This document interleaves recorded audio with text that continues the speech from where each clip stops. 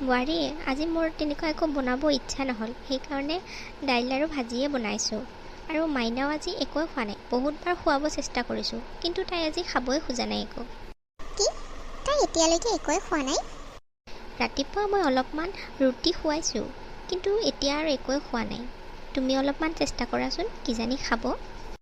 আপুনিও কি আচৰিত মানুহ দেই।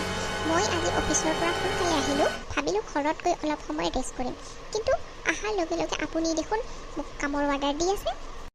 বোৱাৰী, মই তোমাক কামৰ অৰ্ডাৰ দিয়া নাই নহয়।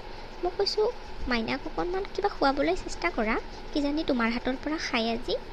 সেইবোৰ মোৰ দ্বাৰা নহয়। আপুনি খুৱাব পাৰে যদি খুৱাওক, নোখোৱালে পিছত খাব দিয়া নিজে। আৰু এনেকৈ অফিচৰ পৰা আহি এনেকৈ দাইল আৰু ভাজিৰে ভাত খাব পাৰে নেকি? আজি মোৰ গাটো তেনেকুৱা ভাল নহয় বোৱাৰী, সেইকাৰণে মই একো বনোৱা নাই। আজি তেনেকৈ খাই লোৱা, মই ৰাতি কিবা বনাই দিম ভালকৈ।